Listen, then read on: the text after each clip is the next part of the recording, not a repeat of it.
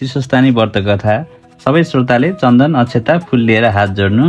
यम वर्मा वरेन्द्र रुद्र मरुत इच्छन्त दिव्यस्तवै वेदैसँग पदकर्म पनि सधैँ गायन्ति यम सामगा ध्यान बस्ति तत्गतेन मनसा पश्यन्ति यम योगिनो यस्सन्तं न विदु सुरसुरगणा देवाय तस्मै नमः। श्रीम चन्द्रचर्चो जलपु शुक्लाम्बरा मल्लिका माला अलङ्कृत कुण्डला प्रदर्शन मुक्तावली शोभिता सर्वज्ञान निदान पुस्तकधरा रुद्राक्ष मालाधरा वाग्देवी वदना भुजे वस्तुमे तैलोक्य माता चिरम मुखम करोति वाचालं पङ्गुलङ्घयते गिरिं यत्कृपातम् अहं वन्दे परमानन्द माधवं। नमो भगवते तस्मै व्यासाय तेजसे यस्य प्रसादात् गच्छामि नारायण कथामिमां। नारायणं नमस्कृत्य नरं चैव नरोत्तमं देवीं सरस्वतीं व्यासं ततो जयमुदीरये। पुष्पाञ्जली चढाएर नमस्कार गर्नु, एकचित्त भएर आज कथा सुन्नु। आज चाहिँ पञ्चदशो अध्याय। कुमारजी आज्ञा गर्नुहुन्छ हे अगस्त्य मुनि। त्यसपछि एक दिन पार्वतीले बुकुवा घस्दा निस्केको महलको मूर्ति बनाई ढोकामा पाले बनाएर राखेकी थिइन्। महादेव बाहिरबाट आएर भित्र जान खोज्दा त्यो पालीले जान दिएन र रिसाई शिवले त्यसको शिर छुट्याएर भित्र जानुभयो। पार्वतीले हजुरलाई भित्र आउँदा ढोकेले रोकेन भनेर सोधिन्। मैले त त्यसको शिर छेदन गरिदिएँ, शिवजीले भन्नुभयो। त्यो सुनि पार्वतीले शोक गरेर भनिन्, त्यो त मेरो पुत्र हो, अनर्थ भयो प्रभु, अब के गर्ने? तिनको कुरा बुझेर शिवजी भन्नुहुन्छ, पार्वती मैले तिम्रो छोरालाई चिनेको थिइनँ, त्यसैले मारियो, चिन्ता नगर, फेरि जीवित पारिदिन्छु। यति भनी आफ्ना गणहरूलाई डाकेर चन्द्रबाण दिई आज्ञा गर्नुभयो। तिमीहरू अब चारै दिशामा जाओ र पहिले जसले जहाँ जे पाउँछौ त्यसको शिर काटेर ल्याउनु। शिवको यस्तो आज्ञा पाएका गणहरू चारै दिशामा जाँदा एउटा हात्ती भेटियो र चन्द्रबाणले त्यसको शिर काटी लिएर आए। अनि त्यही टाउको जोडेर पार्वतीको छोरोलाई महादेवले जीवित पारिदिनु भयो। अनि त्यही ढोकेलाई आफ्ना गणहरूको अधिपति बनाएर गणेश भन्ने नामाकरण पनि गरिदिनु भयो। त्यसपछि शिवजी पार्वतीसित मात्र सुतेर बस्न लाग्नु भएको देखेर इन्द्रलाई चिन्ता परेर अग्निलाई डाकी भने, हे अग्नि, महादेव बिना यो संसार चक्र चल्न सक्दैन। उनी पार्वतीसित मात्र भुलेर बाहिर निस्कदैनन्, अत तिमी गई शिवजीलाई काशीमा ल्याऊ।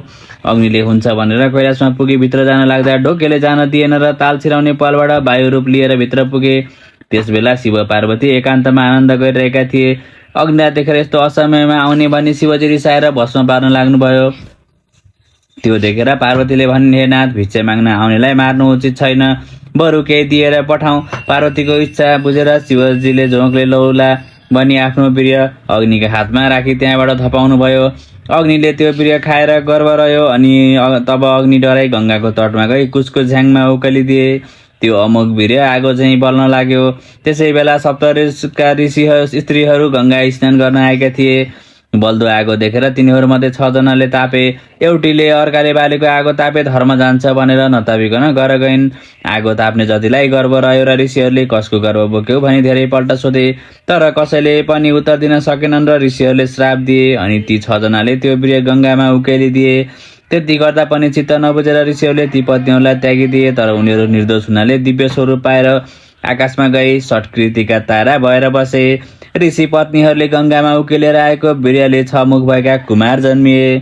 ती गङ्गाजीका छोरा भएर शिवगणका साथ बस्न लागे। त्यो 6 मुखे कुमार भनेको को रहेछ भनौला। हे अगस्त्य मुनि, तिमीलाई अहिले कथा सुनाउने म नै हुँ। त्यसपछि एक दिन शिवजीले गणेशलाई र मलाई डाकेर आज्ञा भयो, हे कुमार, हे गणेश, तिमी दुवै सुमेरु परिक्रमा गर्न जाओ। जो पहिले आउला त्यसलाई म वरदान दिनेछु। त्यो आज्ञा सुन्न साथ मेरो वाहन मयूर हुनाले म दगुरिहालेँ। म हिँडेको देखेर गणेशलाई अब कसो गरौँ भन्ने चिन्ता पर्यो र आफ्नो वाहन मुसोलाई भने, हे र कुमार, सुमेरु परिक्रमा गर्न गइसके त यस्तो छस्, म यस्तो छु, अब के गर्ने लौ भन्। मुसोले भन्यो, हे गणराज, मेरो सल्लाह मान्नुहुन्छ भने शिव पार्वती र गङ्गाजी बसेको स्थानमा गई हात जोडेर प्रार्थना गर्नुहोस्। हे माता पिता, मेरो सुमेरु पर्वत पनि हजुर, देवताका देवता पनि हजुर हुनै हुनुहुन्छ। यति भनेर 3 पल्ट प्रदक्षिणा गर्नुहोस्, हजुरलाई अवश्य वरदान मिल्छ। मुसाको त्यो भनाइमा गणेशजीलाई पनि विश्वास लागेर त्यसै अनुसार गरे। शिवजी तत्काल प्रसन्न भएर आज्ञा गर्नुभयो, हे गणेश, तिमी धन्य रहेछौ। 3 लोकमा जहाँ भए पनि जुनसुकै कार्य आरम्भ गर्दा पनि पहिले तिम्रो पूजा हुनेछ। तिम्रो आराधना नगरिकन थालेको कुनै कार्य पनि सिद्ध हुने छैन।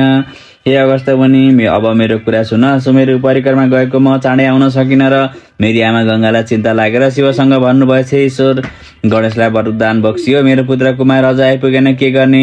तिनको मनको भाव बुझेर शिवजीले आज्ञा गर्नुभयो, हे गङ्गे, शिवधानी परमेश्वरीको पूजा गर, तिम्रो छोरो चाँडै नै आइपुग्नेछ। शिवजीको त्यस्तो आज्ञा सुनि पौष शुक्ल पूर्णिमादेखि व्रत आरम्भ गरी माघ शुक्ल पूर्णिमाको दिन विधिपूर्वक स्वस्थानी परमेश्वरीको व्रत पुरा गरिन् र अर्घ दिई स्तुति गर्न लागेको बखतमा म आइपुगेँ। अनि 108बाट सबै वस्तु 8 झिकेर मलाई प्रसाद र आशीर्वाद दिनुभयो। त्यसपछि मैले, हे पिता, मलाई पनि वरदान बक्सियोस् भने। त्यसपछि शिवजीले आज्ञा भयो, कसैले केही कार्य गर्यो भने पहिले तेरो पूजन गर्नेछ। कुमारले त्यति भनेपछि अगस्त्य मुनिले भने, हे स्तनन्द कुमार, अब तारकासुरले कसरी वरदान पायो, त्यो कसरी मारियो र इन्द्रले अमरावती कसरी पाए, यो सबै वृत्तान्त सुनाउनुहोस्। यस्तो प्रश्न सुनेर कुमार भन्दछन्, हे अगस्त्य मुनि, कश्यप ऋषिको वंशमा जन्मेको तारकासुर दानवले दुग्ध पर्दा तीर्थमा स्नान गर्दा पेची मुनिले बसेर तपस्या गरेको देखेर उसलाई पनि तपस्या गर्ने मन हुँदा पेची मुनि सत्य सोध्यो, हे मुनि, मलाई पनि तपस्या गर्न मन लाग्यो, तपाईँ कसकोमा तपस्या गरिरहनु भएको छ भन्नुहोस्। त्यसको इच्छा बुझेर मुनिले भने, हे तारकासुर, तिमीलाई तपस्या गर्ने मन भए नै दुग्ध प्रभा नदीको सिंहानमा हिमालय पर्वत छ, त्यहीँ गएर ब्रह्माको तपस्या गर। मुनिको वचन मानेर तारकासुर त्यहीँ पुगी तपस्या गर्न लाग्यो। उसको कठोर तप देखेर ब्रह्माजी प्रसन्न भए, जे इच्छा छ वरदान माग भन्नुभयो र तारकासुर बिन्ती गर्दछन्, हे ब्रह्मन, हजुरको सृष्टिको 5 वर्ष नआएको कुनै पनि प्राणीले मलाई मार्न नसकोस्।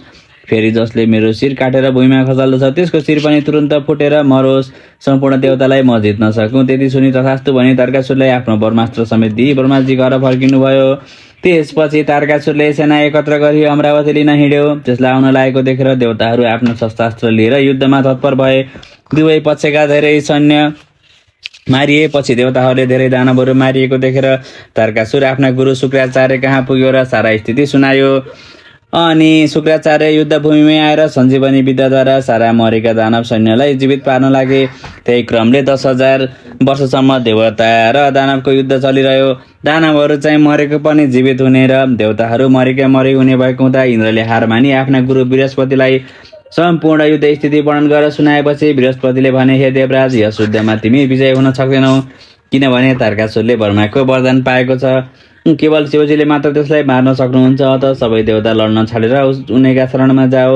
गुरु बृहस्पतिको सल्लाह अनुसार सबै देवता कैलाश पुगेर महादेवलाई साष्टाङ्ग दण्डवत गरेर बिन्ती गर्न लागे, हे जगदीश्वर, पापिष्ट तारकासुरले अमरावती लिएर हामीलाई असह्य कष्ट दियो, अब हजुरले हाम्रो उद्धार गरी बक्सनु पर्दछ। तिनको प्रार्थना सुनेर शिवजी आज्ञा गर्नुहुन्छ, हे देवगण, त्यस तारकासुर दानवलाई मैले मार्नु हुँदैन, मेरो पुत्र कुमारले मार्न सक्दछ। तिमीहरू कुमारलाई सेनापति बनाएर युद्ध गरेर म पनि आउँला। यस्तो शिवजीको आज्ञा अनुसार कुमारलाई सेनापति बनाएर सारा देवता युद्ध गर्न हिँडे। यता गणेशको भने कसैले पनि वास्ता नगरेको हुँदा उनी दिक्क मानेर आफ्नो वाहन मुसोसित भने, शिवजीले हिजो भर्खर वरदान दिएको, आजै अन्यथा गरी मलाई कसैले पनि टेरेन। तब मुसोले भन्यो, गणराज, तपाईँको अपमान गरेको होइन, उनले भन्नै बिर्से, म गएर अहिले सम्झाइदिन्छु। यति भनेर मुसोले प्रस्थानको निम्ति राखिएको धनुषको ताँदो काटिदियो। त्यो देखेर विघ्न भयो भने देवताहरू डराएर शिवजीलाई भने, महादेवले गणेशलाई भन्न बिर्सेर यस्तो भएको, त्यसलाई पनि सँगै लैजाउँ भन्नुभयो र गणेश समेत भई प्रस्थान गरे। अनि देवता र दानवको ठुलो लडाइँ भयो। तारकासुरले कुमारको रथ 1 योजन पछाडि घचेटिदिए। अनि कुमार रिसाई त्यसको रथ 4 योजन पर फ्याँकिदिए। अनि त्यो रिसाई खड्ग प्रहार गर्यो। कुमारले त्यस खड्गलाई बीचमै काटेर चन्द्रबाण कानसम्म धनु खिची तारकासुरको घाँटी ताकेर छाडिदिनु भयो। त्यस बेला सूर्यास्त भए पनि तारा उदाएका थिएनन्। अत त्यस चन्द्रबाणले त्यसै बेला तारकासुरको शिर काटिदियो। त्यो शिर भुइँमा खस्न नपाउँदै शिवजीले समाउनु भयो। तारकासुर मरेको देखि शेष बाँचेका दानवहरू डराएर भागे। देवताहरूले धन्य धन्य कुमार भनेर प्रशंसा गरे। त्यसपछि सारा देवता कैलाशमा गएर बिन्ती गर्न लागे, हे जगदीश्वर, हजुरको कृपाले हाम्रो ठुलो शत्रुको नाश भयो, हजुरको सदैव जय होस्। अब आज्ञा भए हामीहरू अमरावती जाने थियौँ। देवताहरूको बिन्ती सुनि तिमीहरूको राज्य निष्कण्टक होस् भनी शिवले बिदा दिनुभयो र इन्द्रसहित सम्पूर्ण देवता स्वर्गपुरी गएर आनन्द साथ बस्न लागे। त्यसरी स्कन्द पुराणे केदार खण्डे माघ महात्मे कुमारगुप्त संवादे शीर्षस्थानी परमेश्वर व्रतकथायां तारकासुर वधो नाम 15औं अध्याय। सबैले फुल लिएर हात जोड्नु। उपनयतु मङ्गलम सकल जगन मङ्गलाले श्रीमान दिनकर किरण निबोधित नवनलिनदल निवेचन कृष्ण काले वर्षन्तु पर्जन्य पृथ्वी सशालिन देशयं सेवरहितो ब्राह्मणा सन्तु निर्भया अपुत्रा पुत्रा सन्तु पुत्रिणा सन्तु पौत्रिणा निधना सदना सन्तु जीवन्तु शरदां शतम् तत्र गङ्गा यमुना तत्र गोदावरी सिन्धु सरस्वती च तीर्थानि सर्वाणि पश्चिम तत्र यत्र चित्तधार कथा प्रसङ्ग या कुन्देन्तु सारहार धौला या शुभ्रवस्त्रावृता या वीर्यवर्णन मण्डितकरा या श्वेत पद्मासना या परमच्युत शङ्कर प्रवृत्ति विधवै सदा वन्दिता सा मां पातु सरस्वती भगवती निशेष जाड्यापहा कायेन वाचा मनसेन्द्र पर्या बुद्ध्यात्मना वा प्रकृति स्वावत् करोमि यत् सकलं परस्मै नारायणेति समर्पयत। शिशुस्थानी माता की जय।